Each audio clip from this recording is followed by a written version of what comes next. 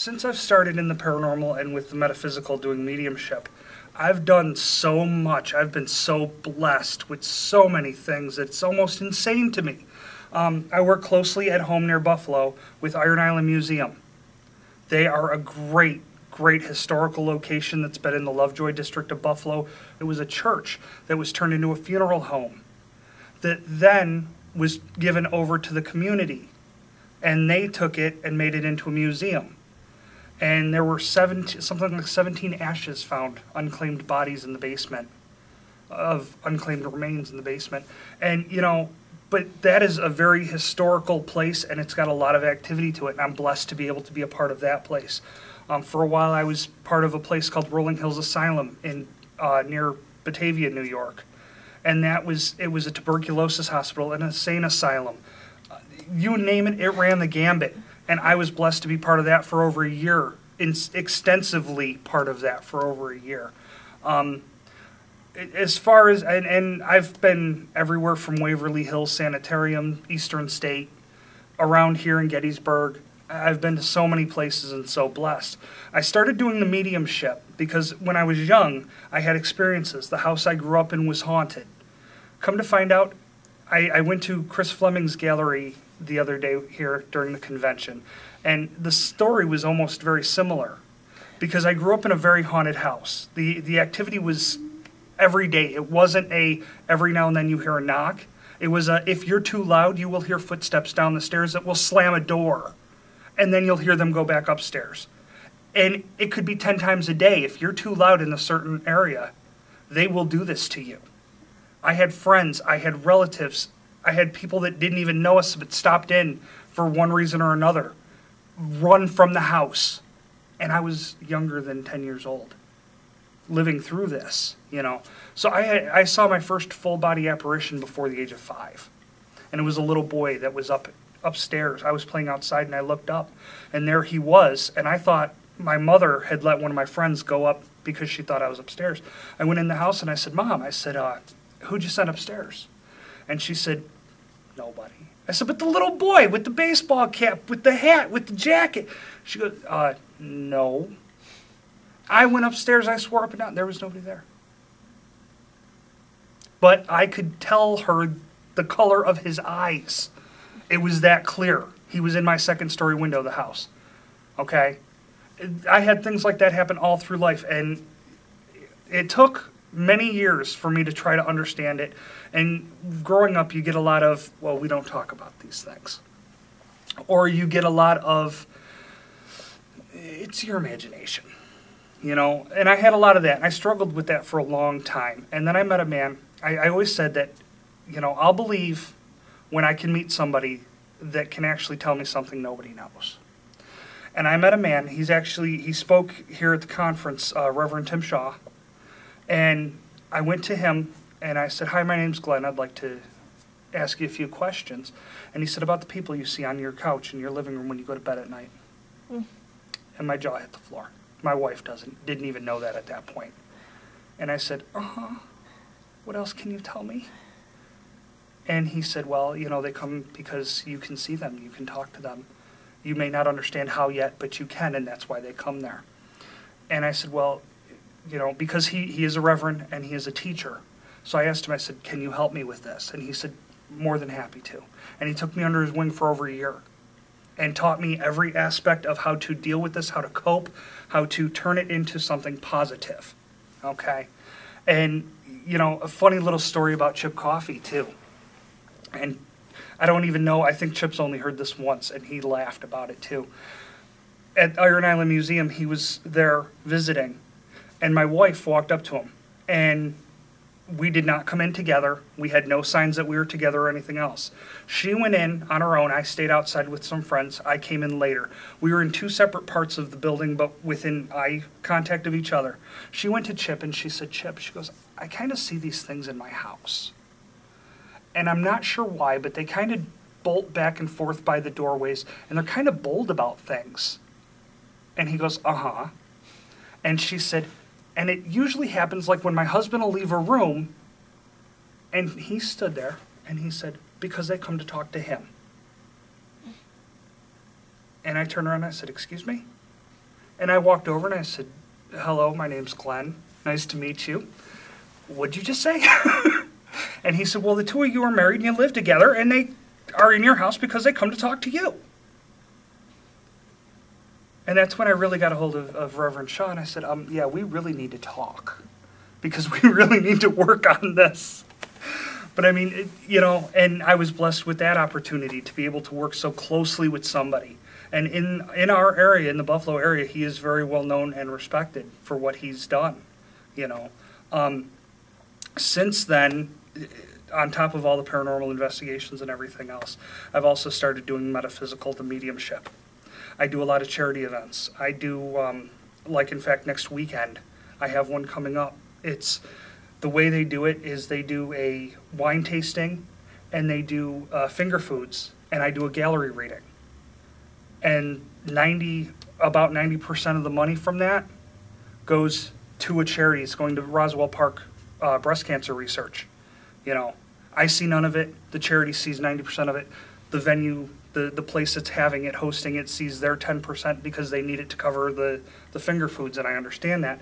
But it's all the time I'm doing things. I'm trying to help historical locations like Iron Island, the Knickerbocker Hotel, the Shanley Hotel, places like this. Or if it's not that, then I'll go to a breast cancer research or a different cancer research.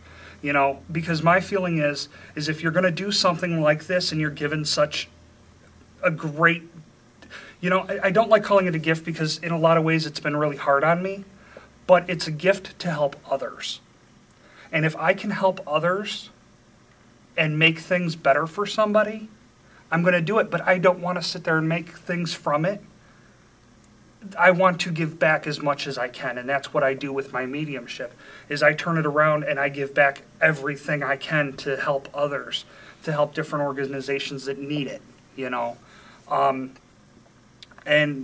luckily I've been lucky enough to be booked up through June as of this point, doing different things every month, going to different places, we also do what we call a gallery and ghost hunt, to where we'll go in the evening, we'll do a gallery reading, and then if it's a haunted location like the Knickerbocker, or like I just booked Iron Island to do it, we'll go in, we'll do a gallery in the evening, and at night the people stay over and do the ghost hunt as well. And it gives the people who are attending more for their dollar, but at the same time it also helps bring more people in to help the places, to help the causes that really need it, Since I got to Gettysburg, I was talking earlier about my Thursday story, which baffled me, and it threw me to the point to where Thursday night I sat in bed and went, I can go home. Because if anything else happens this weekend, it's going to be too much for me. Wednesday night I managed to go to the orphanage. And while at the orphanage, we had noticed a shadow moving back and forth. And they weren't sure who it was. They weren't sure if it was Rosa Carmichael or Felinda. The last name escapes me. But they weren't sure if it was Rosa or Felinda. And I said, look, this is what this woman looks like. And I gave a description head to toe. What she was wearing, what she looked like, the way she did her hair, the pendant on her, around her neck. And I had one of the guides with me, and he says, well, I'm not sure. There's some pictures of some and not pictures of the other. And I said, she's telling me there's a picture and people have seen her. They know it's her. We get back to the hotel, and another person in the group, and I wasn't even aware she had this book, but I guess it's a rare book about the orphanage. She opens it up and says, well, let's see something. And she starts flipping through it looking for pictures. She stops, her jaw hits the floor, and she turns the book around. It's identical to the description I gave, and it was Felinda. Which then the tour guide that night also verified. He said, well, that would make sense because we had children activity. Children were playing happily with us at the same time as we saw the shadow in the corner. He said, that makes sense because they're connected so well and so happy together. That was Wednesday night. Thursday morning, I got up and I said, well, I'll go to the Jenny Wade house.